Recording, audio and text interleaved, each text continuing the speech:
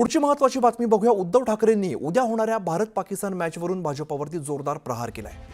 भारताने पाकिस्तान विरुद्ध खेळू नये अशी मागणी करत उद्धव ठाकरेंनी आक्रमक पवित्रा घेतलाय। देशभक्तीचा व्यापार केला जातोय, देशापेक्षा व्यापार महत्त्वाचा वाटतोय का, असा थेट सवालच उद्धव ठाकरेंनी केलाय। अजूनही पहलगाम इकडे झालेल्या दहशतवादी हल्ल्यात जखमांचे घाव भरलेले नाहीयेत। या हल्ल्यातील शहीद जवानांचं रक्त अजून सुद्धा सुकलेलं नाहीये। एकीकडे जवान शहीद होतात तर दुसरीकडे आपण क्रिकेट खेळायचं का, असा सवाल ठाकरेंनी उपस्थित केलाय। दरम्यान भारत-पाकिस्तान मॅचबाबतच्या ठाकरेंच्या भूमिकेवरून भाजप नेत्यांनी पलटवार करत पाकिस्तानचा माजी क्रिकेटपटू जावेद मियादाद आणि बाळासाहेब ठाकरे यांच्यात मातोश्रीवरती झालेल्या भेटीचा संदर्भ देत शिवसेनेवरती टीका केलेली होती। यावरून सुद्धा उद्धव ठाकरे यांनी पत्रकार परिषदेतून भाजपावरती जोरदार हल्लाबोल केलाय।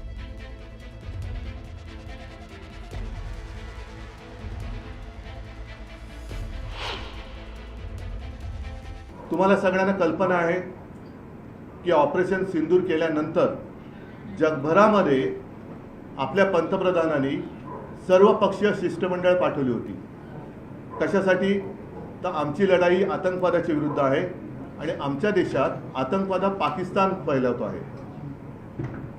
आता नेमकं मोदीजींचं काय म्हणणं आहे? मला असं वाटतं की ही देशभक्तीची थट्टा आहे। नुसती थट्टाच नाही तर देशभक्तीचा हा व्यापार चाललेला आहे। देशभक्तीचा व्यापार, यांना व्यापारापुढे देशाची सुद्धा आता काही किंमत राहिलेली नाही है। बाला साहब की देशभक्ति पर आशंका ले रहे हैं, सवाल उठा रहे हैं। इतनी उनकी औकात है?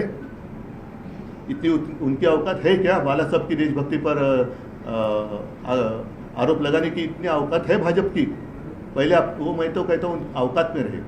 शब्द मैं सोच समझकर जानबूझकर यूज़ कर रहा हूँ कि मैं सारे लोगों को कहता हूँ जो कि भाजपा के अंधभक्त है और वो अगर बाला साहब की देशभक्ति पर कुछ आशंका जता रहे तो वो औकात में रहे।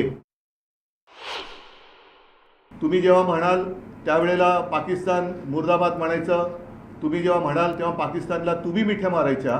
म्हणजे जवान तिकडे लढणार, जवान तिकडे शहीद होणार, आपले नागरिक, भारतीय नागरिक, अगदी हो मी असं म्हणेन की तेव्हा त्यांना धर्म विचारून गोळ्या घातल्या गेल्या होत्या, हिंदू म्हणून गोळ्या घातल्या गेल्या होत्या। आणि हे जर सत्य आहे तर भाजपच्या लेखी, पंतप्रधानांच्या लेखी देशाची आणि हिंदुत्वाची काही किंमत आहे की नाही? का हिंदुत्वापेक्षाही, देशापेक्षाही त्यांना व्यापार मोठा वाटतोय? राजनाथ सिंगना मला विचारायचं आहे आणि अमित शहाना सुद्धा मला विचारायचं आहे की तुम्ही आता हे युद्ध थांबवलंय हे जाहीर करणार आहात का? आणि जानी नीरज चोप्राला देशद्रोही म्हणाले होते।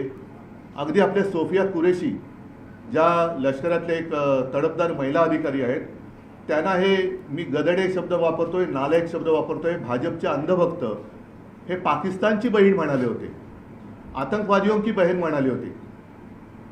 त्या गदड्यांचं आता काय करणार?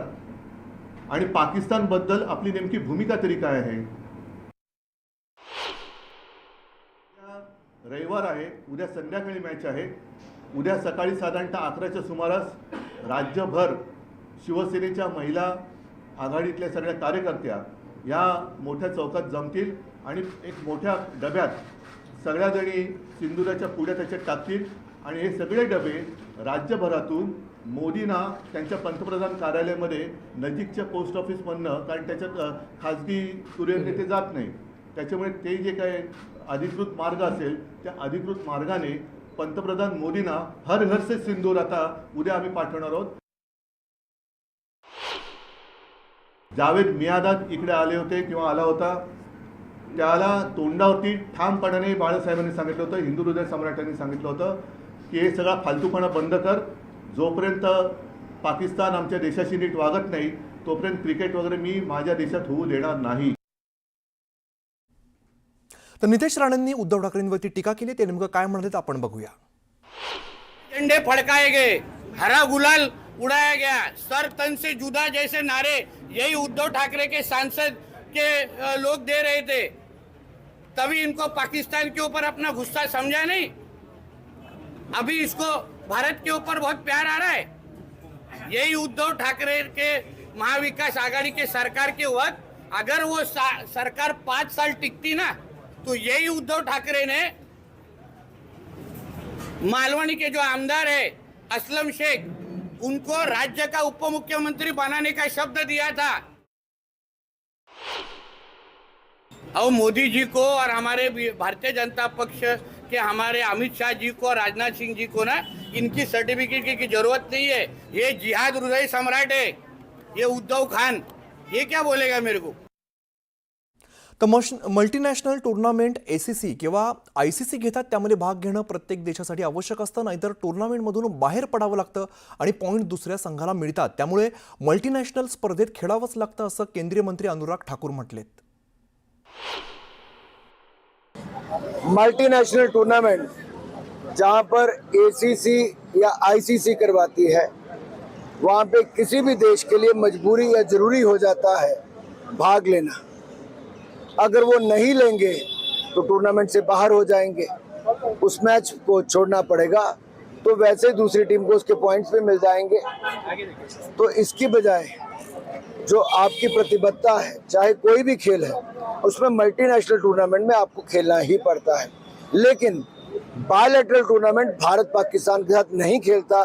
कई वर्षों से हमने ये निर्णय किया है कि भारत पाकिस्तान के साथ बायलैटरल नहीं खेलेगा जब तक पाकिस्तान भारत पर आतंकवादी हमले या कार्रवाई बंद नहीं करता है। भारत पाकिस्तान सामना नकोच असं मत भारताचा माजी क्रिकेटपटू केदार जाधवनं व्यक्त केलंय. मैंने तो पहले ही बोल दिया है कि मेरे हिसाब से तो नहीं खेलना चाहिए, बट अभी पता नहीं मुझे क्या होगा। कल मैच है, बट मैंने ऑलरेडी क्लियर किया था कि इंडिया ने नहीं खेलना चाहिए।